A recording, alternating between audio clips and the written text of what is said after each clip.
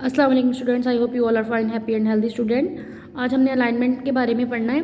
Student, ये वाला जो चैप्टर है मॉडर्न पीरियड इन यूरोप, इसमें आपने देखा होगा कि हम बार बार ये देख रहे हैं कि यूरोप में जो चेंज आए, कल्चरल चेंज आए, उसके तहजीब व तमद्दुन में, उसकी मजहबी एक्टिविटीज़ में जो चेंज आई उनके बारे में हम पढ़ रहे हैं। अब अलाइनमेंट के बारे में पढ़ने लगे हैं। अलाइनमेंट का भी मतलब रिफॉर्मेशन होता है, रिनेसेंस होता है। ये तीनों अल्फाज आपस में सिनोनियम्स है। अब कह रहा है the Enlightenment was a spiritual and cultural movement of the 17 and 18 century. कह रहा है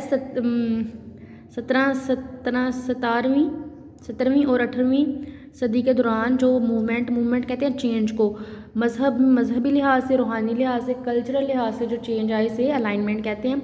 the great thinker of Enlightenment focused on the value of reason over superstitious कहते हैं बेटा गुमान को, किसी भी मतलब ऐसे आइडिया को, ऐसी चीज़ को जो जिसका वजूद ही नहीं है लेकिन लोग उसके बारे में सोचते हैं। जैसे कि कांच टूट जाए तो कहते हैं जी ये कोई बुरा काम होने वाला है, अच्छा काम नहीं है। या फिर बाईं आंख फड़के तो कहते हैं जी कोई हमारे साथ बुरा काम होगा। या बिल्ली रास्ता काट दे तो कहते हैं कि सफ़र नहीं करना चाहिए। ये सारे सुपरस्टिशियस है, गुमान है, वहम है। अब कह रहा है जो अलाइनमेंट सोसाइटी में आती है वो लोगों की ऐसे लोगों की वजह से आती है जो इस तरह सोचते हैं कि अगर ये चीज़ है तो इसका ये रीज़न है। वो चीज़ों के रीज़न पे फोकस करते हैं, उसको तख़य्युल में नहीं लाते कि अगर मैं ये करूँगा तो मेरे साथ ये होगा। नहीं, वो सोचते हैं कि ये चीज़ करने से मुझे ये हासिल होगा, ये चीज़ करने से ऐसा होगा। वो उसका रीज़न ढूंढते हैं, उसकी क्या कह लें वैलिड थॉट ढूंढते हैं कि हाँ जी इसी वजह से ये चीज़ इस पे अमल किया जाएगा और इसकी वजह से अमल नहीं किया जाएगा। ठीक है। अब कह रहा है the movement continued over time by a group of educated writer and thinker. कह रहा है कि ये चेंज उस वक्त तक चलता रहा जब एक पढ़े लिखे लिखारियों, लिखने वालों और सोचने वालों का जो है ना एक मतलब तजर्बा, उन्होंने अपना तजर्बे के साथ ऐसी वो बनाई पॉलिसीज़, फ़िलासफ़ीज़ बनाई, तब तक ये चेंज चलता रहा। आगे कह रहे हैं the philosophies of people like Hobbes Locke and Voltaire brought new way of thinking about society, government and education that will change the world for ever. बेटा ये इन लोगों के नाम है। इन्होंने ऐसी फ़िलासफ़ीज़ पेश की थी कल्चर के बारे में, स्पिरिचुअल, रिलीजियस, पॉलिटिकल, इम्पीरियल। इन्होंने ऐसी इन बारे में पॉलिसीज़, फ़िलासफ़ीज़ पेश की थी कि जिसके बाद लोग एक नए तरीके से चीज़ों को सोचना स्टार्ट हो गए थे। अब कह रहा है कि similarly Newton work constructed natural philosophy, many of these man were murdered for their new way of thinking. कह रहा है इसी तरह न्यूटन के जो काम है, न्यूटन ने काम किया, उसे रिकन्स्ट्रक्ट किया गया। रिकन्स्ट्रक्ट का मतलब होता है दोबारा बनाना। न्यूटन ने जो हमें लॉज दिए थे, जो हमें फिज़िक्स के बारे में नॉलेज दिया था, साइंस के बारे में, वो कहीं हद तक ठीक था, लेकिन उसे दोबारा रिकन्स्ट्रक्ट किया गया जब अलाइनमेंट हुई सोसाइटी की, माशरे में रेवोल्यूशन आई, तरक्की आई, तो न्यूटन के काम को भी दोबारा से रिकन्स्ट्रक्ट किया गया, दोबारा से बनाया गया। कि फ्रेंच रेवोल्यूशन के बारे में बता रहा है बेटा। रेवोल्यूशन का मतलब इनकलाब, तरक्की होता है। The French revolution which began in 1789 CE। आप पहला पेज देखेंगे जाके अपना, वहाँ पे लिखा हुआ है कि early modern period in Europe start from 1450 and 1789। अब देखें वो early period in Europe start हुआ। अब जो फ्रेंच होता है, जो फ्रांस है, जिसे हम कहते हैं फ्रांस कहते हैं उर्दू में, ये वेस्टर्न यूरोप का हिस्सा है।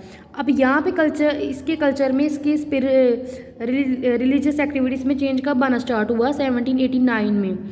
अब कह रहा है कि affected every sect of France and much of Europe. कह रहा है जो फ्रांस में तब्दीलियाँ आई 1799 के स्टार्ट पे, जो तब्दीलियाँ आई उसकी वजह से फ्रांस के और यूरोप के बहुत से इलाकों पर बहुत असर पड़ा।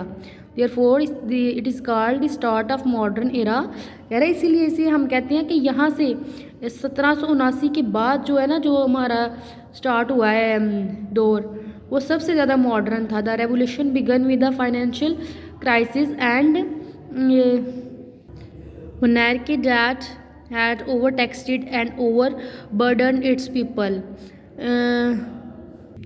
बेटा मोनैर्की का मतलब होता है किंग और क्वीन वाला सिस्टम। अब कह रहा है कि जब रेवोल्यूशन स्टार्ट हुई, बिगन का मतलब होता है स्टार्ट होना, कह रहा है कि जब ये स्टार्ट हुआ अमल तो फाइनेंशियल क्राइसिस यानी कि मुआशी लिहाज से मुख्तलिफ तब्दीलियों का सामना करना पड़ा, और मोनैर्की यानी कि शाही सिस्टम की वजह से लोगों पर, आम लोगों पर बहुत ज़्यादा ओवर टैक्स लगाए गए, ज़्यादा टैक्स लगाए गए और उन्हें ज़्यादा बर्डनाइज किया गया।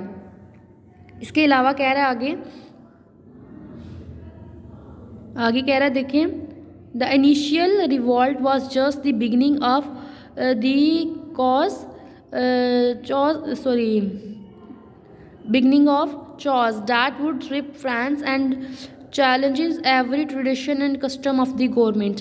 अब कह रहा है कि इस चेंज की वजह से क्या हुआ, इस रिवॉल्ट की वजह से, रिवॉल्ट जब बिगिन हुआ, स्टार्ट हुआ, तो उसकी वजह से क्या हुआ जी, जो चॉस का मतलब होता है तबाही, डिसऑर्डर, मतलब किसी चीज़ का बेतरतीब होना। कह रहा है कि जैसे ही ये रिवॉल्ट, ये इनकलाब शुरू हुआ, इसकी वजह से जो फ्रांस है वो स्वीप मतलब इधर का उधर पलट गया, मतलब तबाही जो है ना स्टार्ट होगी। And challenge every tradition and custom of the government.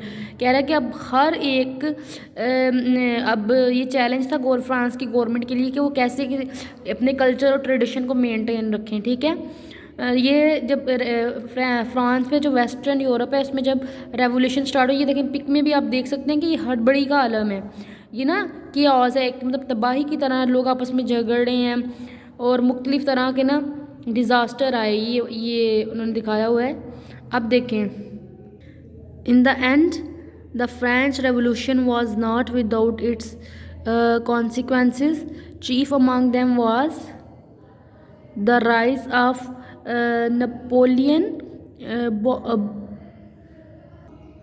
Bonaparte in 1802 CE. He would throw all Europe into war and in the process redefine the continent forever।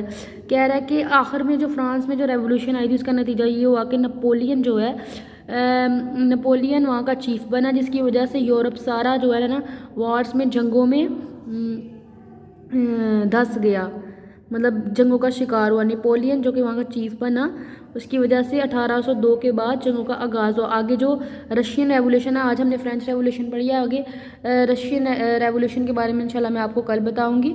इसके अलावा हम कल इंटरवॉर जर्मनी पढ़ेंगे।